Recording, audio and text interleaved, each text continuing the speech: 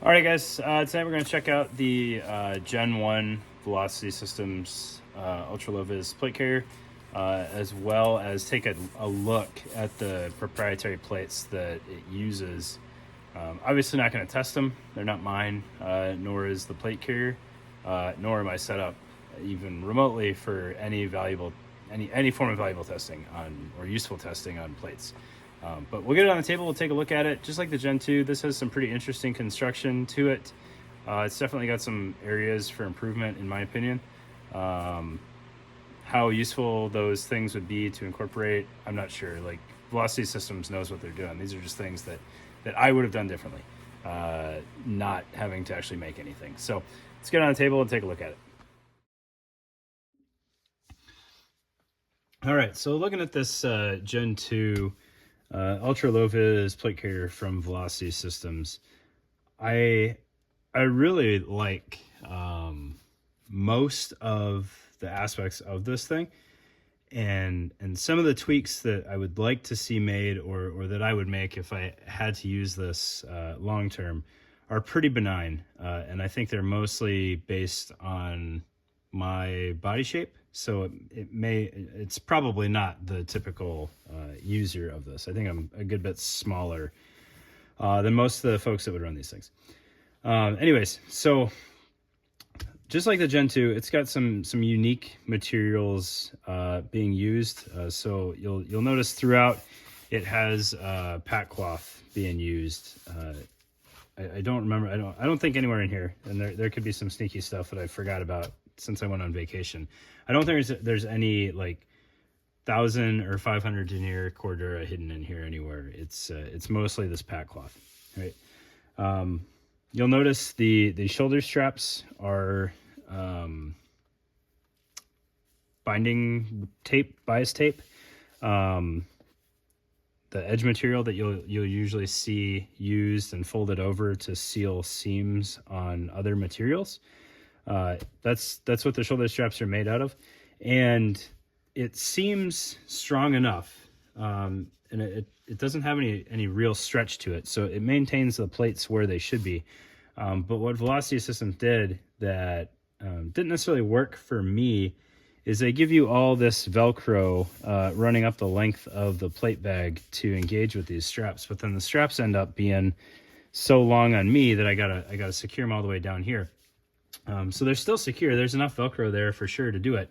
But what tends to happen, especially as you're trying to don and doff this thing, is like that's where the straps are tied to the front plate bag. So these plates kind of tip in or tip away from you. They kind of have a mind of their own as you're putting them on. And then it's just a little unnerving when you're actually wearing this thing, because there's nothing really to keep the straps from kind of trying to migrate off the sides. Now that would be incredibly easy to fix, and you could do it on a home machine because these materials are light enough. That would just be, putting more loop heading up further up, or more hook, I'm sorry, heading further up the inside of these straps so they engage more completely on the top of this thing. And I don't know if it was obvious during the intro or not, but I kind of feel like this has a tendency to kind of shift on my body one way or the other just a little bit.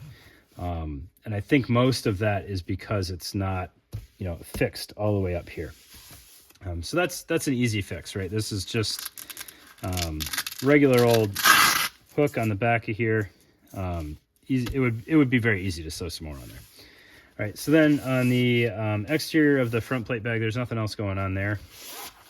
Interior, and this is kind of neat. Front and back plate bag have this. They've got some elastic loops sewn onto them, which I can only assume is for comms routing, or like an in-ear earbud to help secure that to the plate carrier, either to keep the plate carrier from accidentally pulling it out of your ear, or just to kind of keep it tucked and a little bit more organized there for you. Right, before we get internal on the plate bags, we'll finish looking at this thing. So the cummerbund is, the side plate pockets are fixed to the rear plate bag, which is kind of interesting in my opinion. I think it would make more sense to do that off of the front plate bag. because then it's going to keep your side armor, you know, more with more certainty up against the front plate bag, which makes more sense to me. If I have to have a gap, I would rather have it on the back flank than the front flank. That said, I don't know how easy or difficult it would be to change that up, because then you'd have to kind of run your cummerbund through that hanging off the front plate bag. It could get a little sloppy to try to don and make what's kind of already a interesting donning process even more difficult. But what is strange is, even though that side plate pocket is fixed to the rear plate bag, the cummerbund itself is not fixed. So you can tighten the cummerbund up in the back or in the front, depending on how you want things to line up. So there's room to make this cummerbund smaller, and obviously I can make it a little bit bigger, having the plate sleeve here eat up a little bit more of that Velcro portion there. So as far as the cummerbund sizing works, I have no complaints there.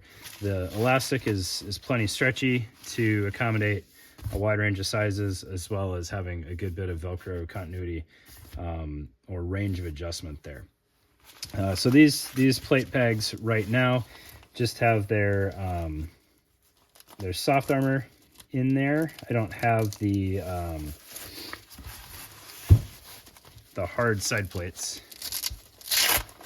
and that's just secured with a Velcro top.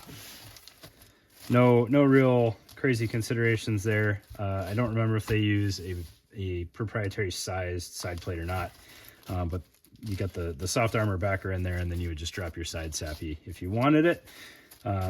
Personally, you know, not knowing exactly what threat was in mind when this was built, soft armor on the sides for some added pistol protection or potentially frag, depending on kind of the environment you're in, is an okay bare minimum. Obviously, rifle plates front and back would be nice to have, because that's where all the important stuff is, right? But side plates are good if you can get them.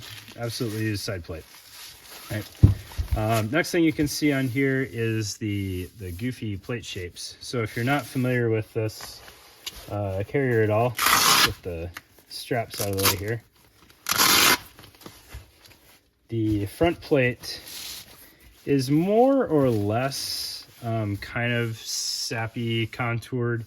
It is a single curve plate, and you can see it's got a fairly aggressive curve on there. But it's more or less similar to a sappy profile. The back is wildly different. It's got a much more drastic taper and curve on the shoulders here, with the idea really being to kind of bring that in between the shoulder blades and help keep this more concealable. Right, the front plate, sappies included, fit kind of the average chest profile fairly well. Back plates are much more obvious as they start, you know, kind of working in the shoulder area. You're always going to see that top corner on your sappy or even your swimmer cut plates. So this helps kind of nestle it between your shoulder blades there, while still adding or still providing a good balance of protection, right? So you've got your heart protected pretty well, your spine protected pretty well, and then maybe you've got some lung exposed on the sides here. Right.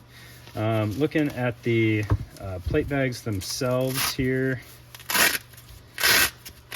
you know, obviously we've got the benefit of proprietary plates, proprietary backers here, so everything should be sized well. You can see that plate lines up pretty darn well with that seam there, and then everything folds over and lines up exactly as it should, which I guess is the bonus of having all of your materials and your sizing done in-house. You can see no bulk expense was spared here when putting this thing together.